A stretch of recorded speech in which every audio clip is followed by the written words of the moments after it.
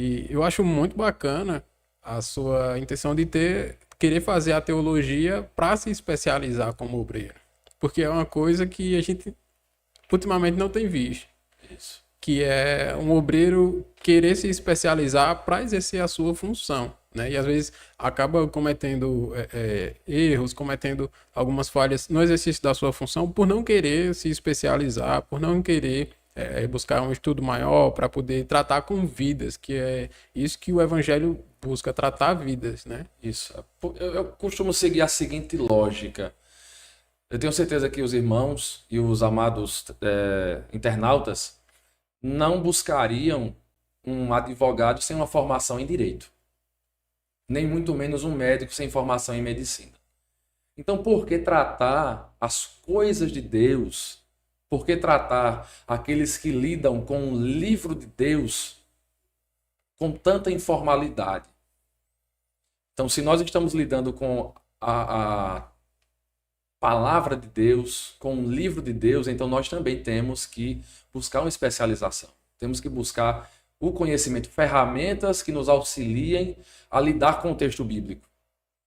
Que aqui eu já incentivo você, amado irmão, obreiro, que você que está nos assistindo, a buscar esse conhecimento, certo? Porque se eu lido com a palavra, você tem que entender, nós temos que entender, Gabriel e irmã Simone, que nós estamos lidando com um texto divino, porque o Espírito Santo, nosso assunto, o Espírito Santo inspirou, que a inspiração é o mover do Espírito. O Espírito Santo moveu os autores para tratar estes assuntos como estão sendo tratados. É divino nesse sentido, mas é humano no sentido de que foi escrito em um idioma humano, em localidades humanas aqui na Terra. A Bíblia não foi escrita no céu e desceu pelas mãos de um anjo, não. É um livro que está distante de nós geograficamente, linguisticamente, então culturalmente. Então percebam, língua, geografia, cultura, tudo coisas humanas. Então precisamos estudar. Não é só orar para compreender o texto. É lógico que o Espírito Santo ilumina a nossa mente para termos um entendimento, principalmente das verdades fundamentais da fé, salvação, queda, restauração. Se você entregar uma Bíblia a um leigo, a uma pessoa que nunca teve contato, mas que sabe ler, e pedir para ler João 3,16, o Espírito Santo iluminando, ele vai entender que Jesus veio para morrer em nosso lugar. É lógico, porque o Espírito Santo nos auxilia, mas é necessário nós termos essa mentalidade que precisamos estudar. Para quê? Para que nós possamos entender detalhes importantes do texto. Essa sua fala já me gerou uma pergunta, mas eu vou abrir espaço para minha mãe, que eu já vi que ela tá virando para cá, e ela quer perguntar, e eu vou deixar ela perguntar. Então.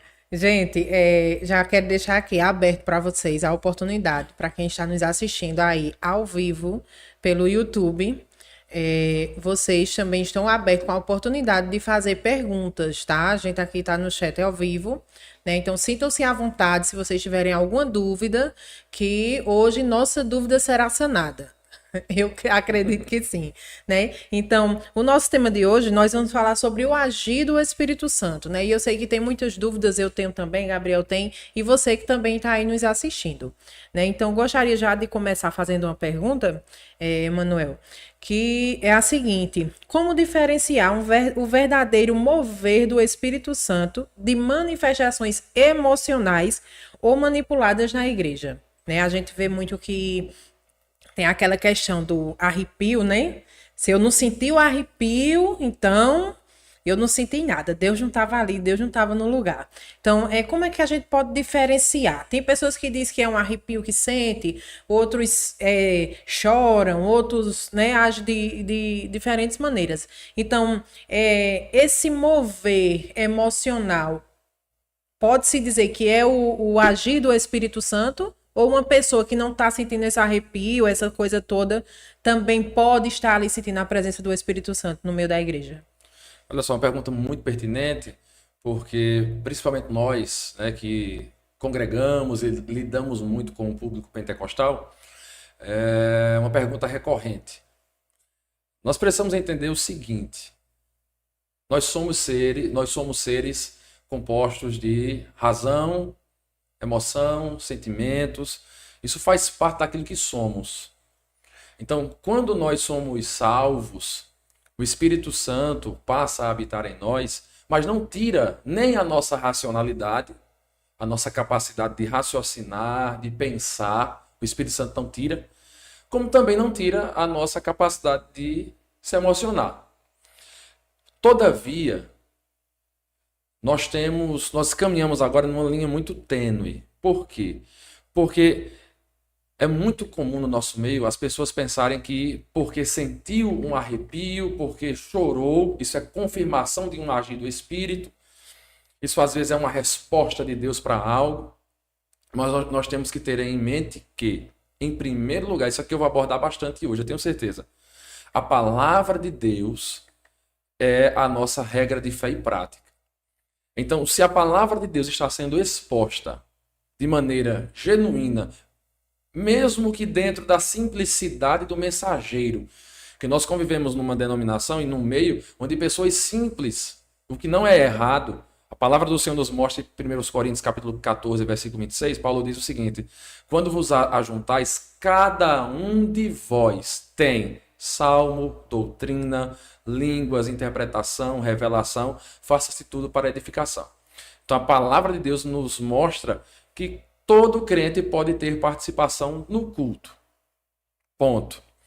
Então, pelo fato de muitas vezes nós lidarmos com pessoas simples, isso não quer dizer que na simplicidade da pessoa a palavra de Deus não esteja sendo comunicada, o que está.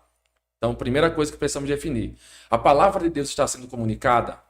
Se sim, as emoções que fluem a partir disso, nós podemos dizer que são emoções puras. Se está sendo incentivada pela compreensão daquilo que está sendo pregado, são emoções que estão sendo guiadas pelo Espírito, porque nós somos seres emocionais. No momento que eu estou num culto, que eu escuto que sou alguém atingido pelo pecado, que o meu pecado me separa de Deus e que eu preciso me arrepender, e com isso eu choro, a minha emoção está sendo movida por uma mensagem genuína. Se eu estou num culto, ouvindo que na minha força eu não consigo trabalhar, ouvindo que eu preciso da graça de Deus para prosseguir na caminhada, ouvindo que sem a mão de Deus estendida sobre mim, eu não consigo vencer as tribulações da vida, e eu choro, eu estou sendo movido pela palavra de Deus e, portanto, a palavra inspirada, sendo pregada, ela está me movendo a uma emoção genuína. Então nós não temos para onde escapar, Gabriel e irmã Simone. A emoção sempre estará presente.